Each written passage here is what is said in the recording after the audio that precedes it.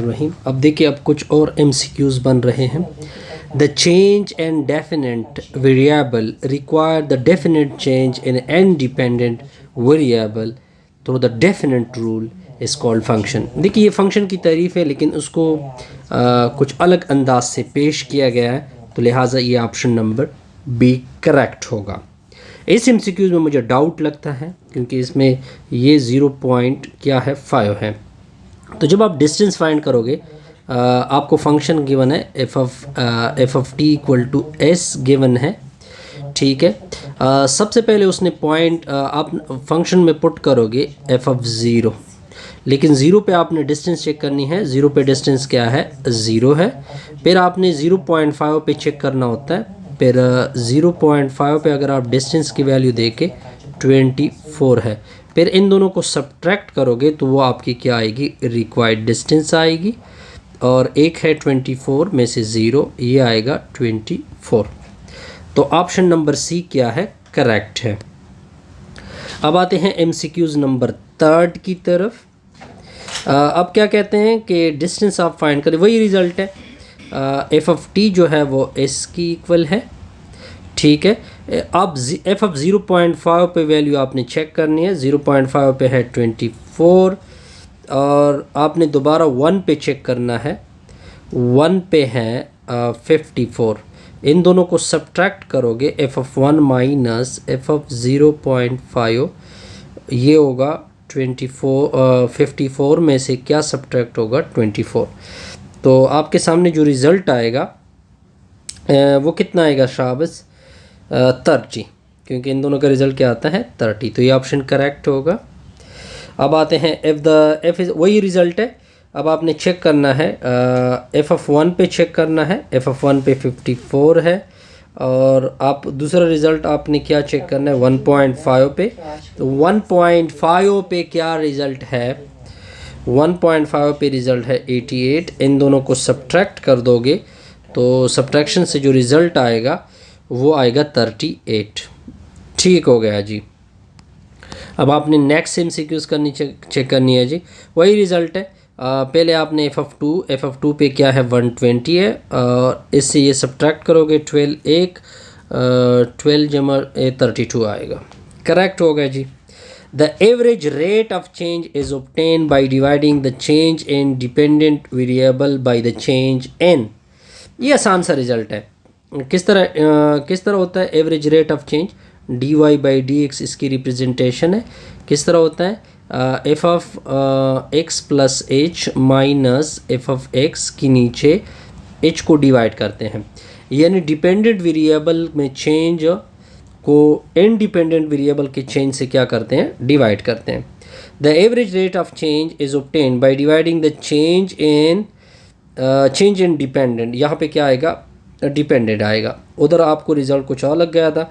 The average rate, यहाँ पे option जो क्या होगा, यहाँ पे क्या ऑप्शन होगा?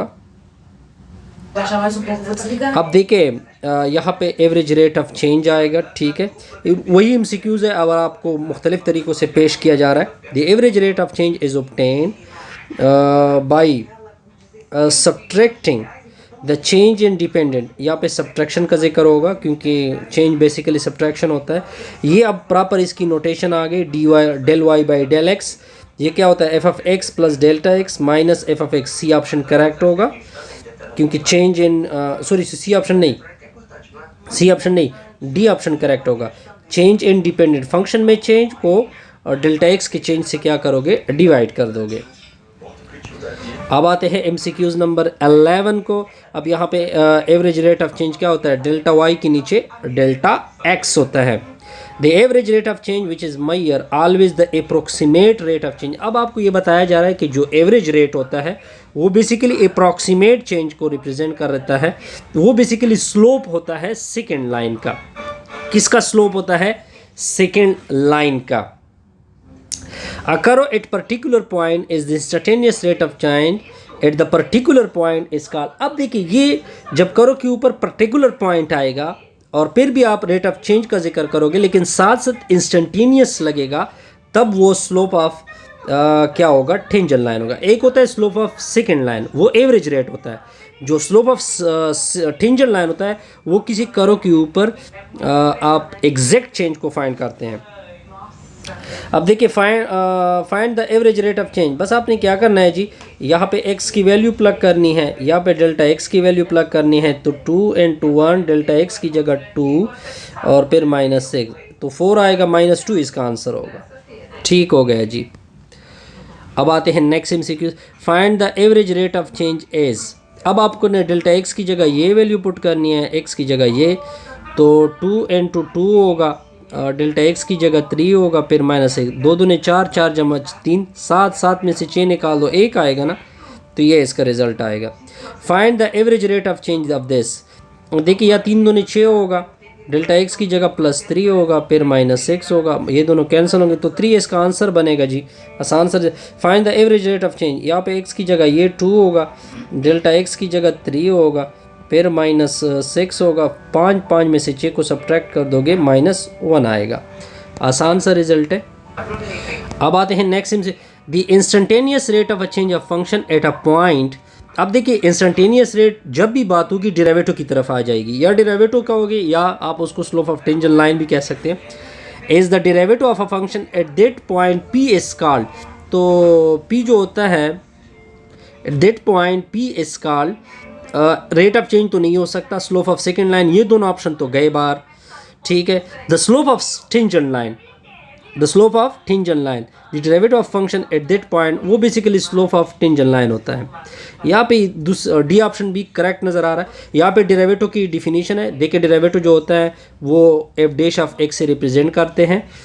एफ ऑफ एक्स यानी ये एवरेज रेट है, एवरेज रेट का जब आप लिमिट लोगे डेल्टा एक्स अप्रोच टू 0, तब वो क्या बनता है, डेरिवेटिव बन जाती है। ठीक हो गया जी, ये आसान सा रिजल्ट था जी। इन्फिनिटी नहीं हो सकता, इन्फिनिटी नहीं हो सकता, 0 की पॉसिबिलिटी पॉसिबल है। अब देखिए, लेकिन ये तब डेरिवेटिव कहलाएगा अगर ये लिमिट एग्जिस्ट हो रहा हो, यानी उसका लिमिट का कुछ ना कुछ आंसर आ रहा हो, तब डेरिवेटिव बनती हैं। Partial derivative of derivative of function with respect to, partial derivative नहीं है, प्रिंसिपल, फर्स्ट प्रिंसिपल इसको बोलते हैं। ये इस तरह होता है कि y = एफ ऑफ एक्स होता है, हम y में से डेल्टा y को ऐड करते हैं, फिर f में से x + डेल्टा x को ऐड करते हैं, फिर y को उधर सब्ट्रैक्ट करते हैं, फिर डेल्टा x से डिवाइड करते हैं, फिर limit delta x approach to 0 लेते हैं। इसको क्या बोलते हैं, फर्स्ट प्रिंसिपल बोलते हैं। क्या बोलते हैं जी, फर्स्ट प्रिंसिपल। इसको 3 स्टेप रूल भी कहते हैं, डिफिनीशन ऑफ डेरिवेटिव भी कहते हैं, फर्स्ट प्रिंसिपल भी कहते हैं। इसके डिफरेंट क्या है, नेम है। अब देखिए, the slope of second line is, ये जो स्लोप ऑफ सेकेंड लाइन होता है ये अप्रॉक्सीमेट चेंज होता है, ये नोट कर ले। जो स्लोप ऑफ सेकेंड लाइन होता है वो एग्जैक्ट चेंज जो है वो डेरिवेटिव होती है, रेट ऑफ चेंज जो होता है वो अलग चीज़ है, लेकिन ये अप्रॉक्सीमेट चेंज को रिप्रेजेंट करता है। The slope of tangent line is, ये एग्जैक्ट चेंज है। ये जो slope of second line tangent line है ये एग्जैक्ट चेंज को क्या करता है, रिप्रेजेंट करता है। The slope of tangent line, यहाँ पे टेंजेंट आएगा, नो सॉरी टेंजेंट नहीं, क्योंकि अप्रॉक्सीमेट रेट ऑफ चेंज का हुआ है तो सेकेंड लाइन आएगा। ठीक हो गया जी। द स्लोप ऑफ अब देखिए यहाँ पे एग्जैक्ट रेट ऑफ चेंज की बात हो रही है तो टेंजेंट लाइन आएगा।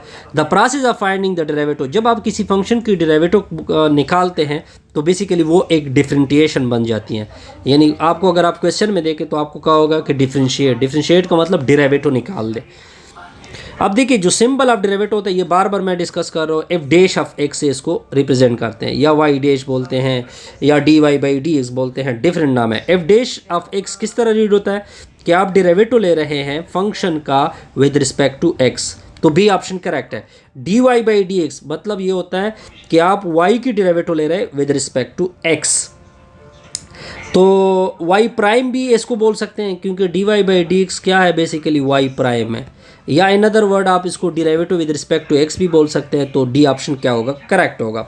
डी एक्स बाई डी, ये इसका वही मतलब है जो कि 28 का जो है वो इसका वही मतलब है, derivative of with respect to y, ये भी ठीक है, वाई प्राइम भी ठीक है, तो दोनों ऑप्शन क्या हो गए, वाई प्राइम रीड, इसका मतलब वाई प्राइम का मतलब derivative with respect to X, ये भी ठीक है, वाई प्राइम भी ठीक है, तो both A and C option correct है।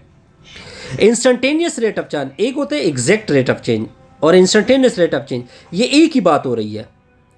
जब इंस्टेंटेनियस रेट ऑफ चेंज की होती हैं तब कुछ अलग बनता है, वो क्या हो जाए डेरिवेटिव कहलाती हैं। अब देखिए इसकी आपने डेरिवेटिव निकालनी है। डेरिवेटिव आसान है, आप डिफरेंशिएट करें with respect to X, power आगे आएगा, पावर में से एक सब्ट्रैक्ट होगा, फिर आपने x की जगह 3 को पुट करना है, 3 दूने क्या आएगा 6 आएगा।